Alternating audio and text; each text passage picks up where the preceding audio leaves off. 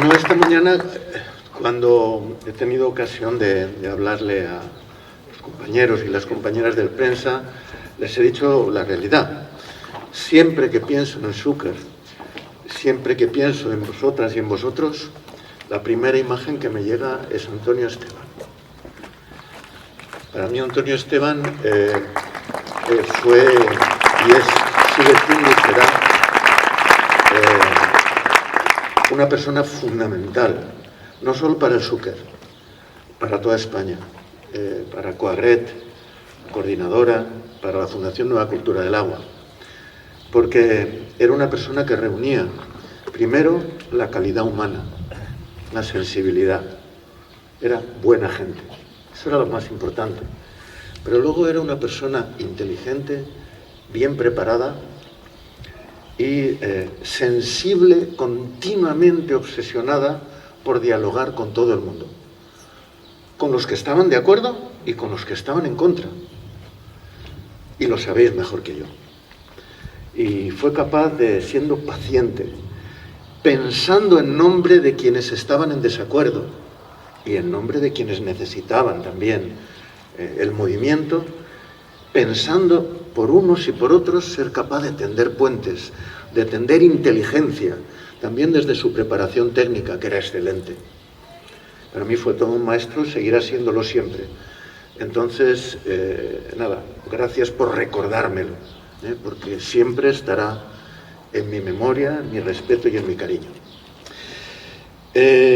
Bueno, Xúquer es, lo sabéis mejor que vosotros, cuando empezamos todas las luchas en el conjunto del Estado, claro, gran parte del litoral valenciano se presentaba, y del litoral mediterráneo, como ávido de más y más necesidad de agua y por tanto territorio en donde se podía hacer con más facilidad que en otros territorios la demagogia de necesitamos siempre más, ¿no? Y por tanto cueste lo que cueste, impacte lo que impacte, se inunden los pueblos que se inunden en un lado o en otro.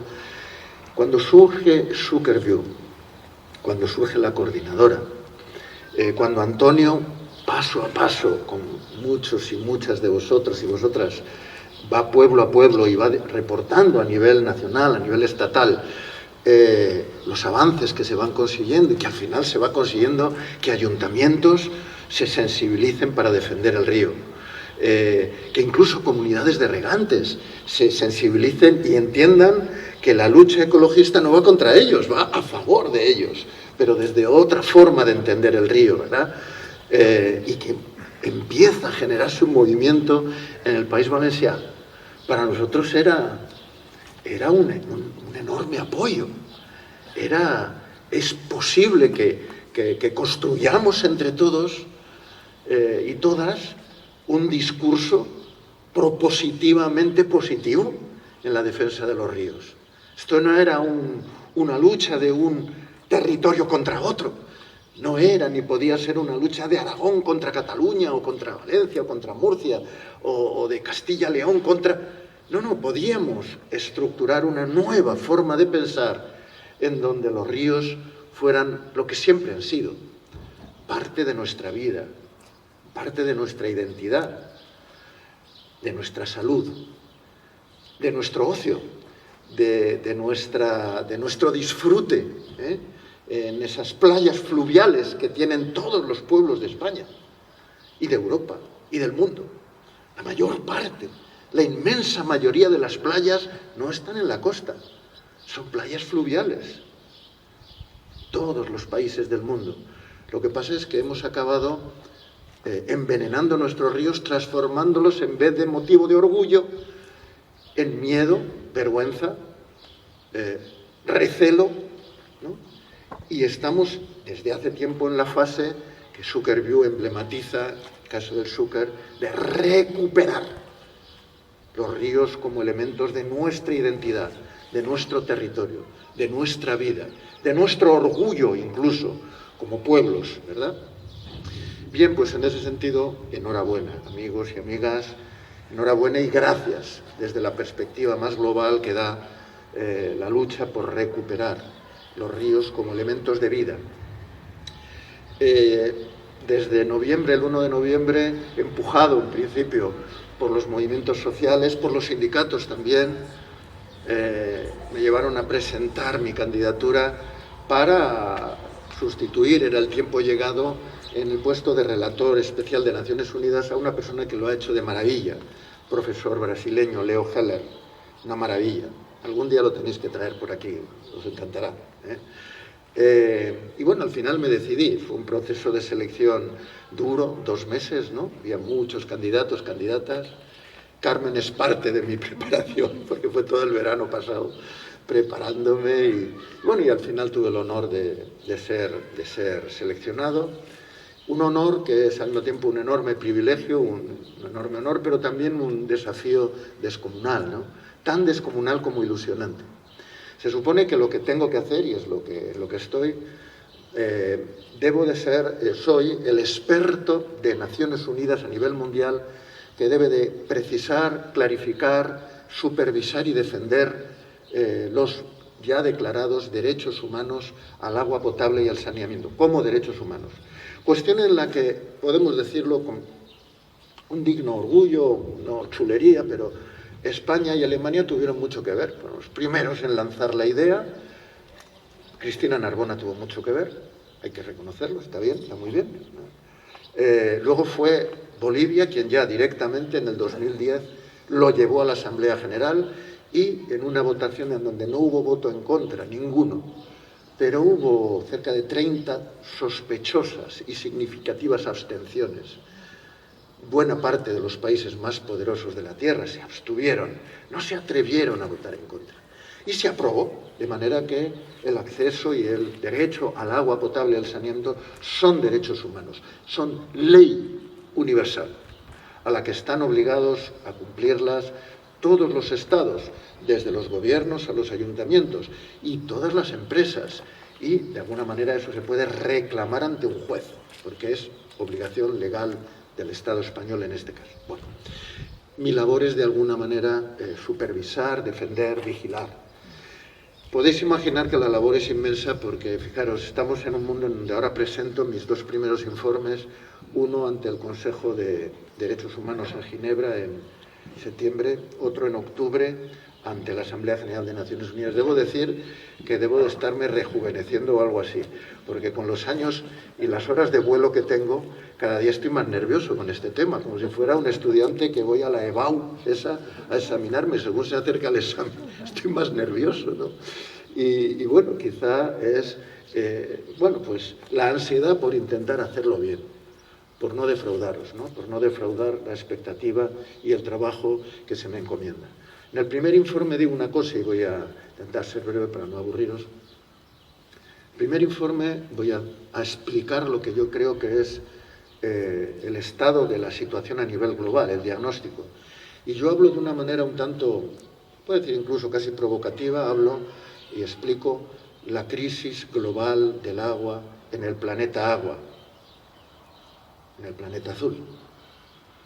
2.200 millones de personas no tienen garantizado el acceso al agua potable. 4.200 millones no tienen garantizado el saneamiento. 3.000 millones no tienen una pileta de agua en su casa o cerca donde lavarse las manos, ahora que tenemos la COVID. 3.000 millones. Esta es la crisis global del agua. Cuando decimos esto muchas veces se piensa que es un problema de escasez, que el planeta se seca. Y yo insisto claro que hacemos escasez. Llegamos a un momento en que somos capaces de hacer escaso lo abundante. Hacemos escaso el planeta, pero no tenemos otro. Y no vamos a podernos ir a Marte para vivir como aquí.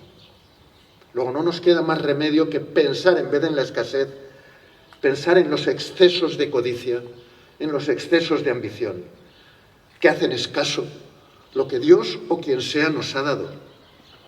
Lo cual, si yo fuera religioso, diría sería un sacrilegio, un atentado contra la creación, contra lo que Dios ha creado. Yo creo que el agua no es escasa, la hacemos escasa desde nuestra inconsciencia, a veces sin mala voluntad, desde los excedentes de codicia y de ambición, a veces de los más ricos, de los más poderosos.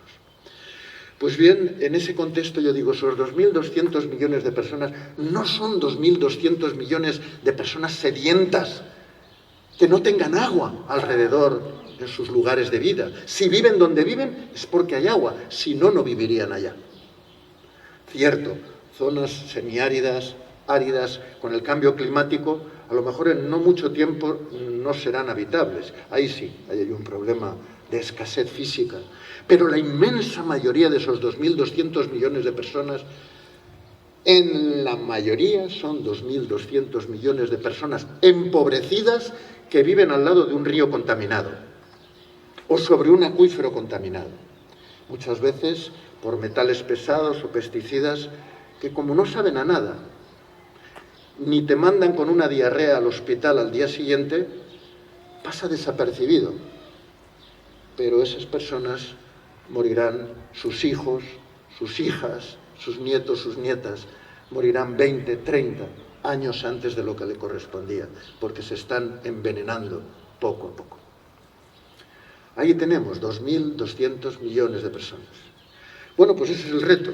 Entonces yo lo que digo es, y por eso tiene todo que ver con Zuckerview, lo que vengo diciendo es, mi competencia es en el derecho humano al agua potable y al saneamiento. Yo digo, queridos amigos y amigas de Naciones Unidas, lo digo a los gobiernos, no conseguiremos avanzar seriamente en resolver la universalidad del acceso al agua potable y al saneamiento si no hacemos las paces con nuestros ríos, si no recuperamos la salud y el buen estado de los ríos que nos dan de beber, que nos dan de comer, que nos dan de vivir.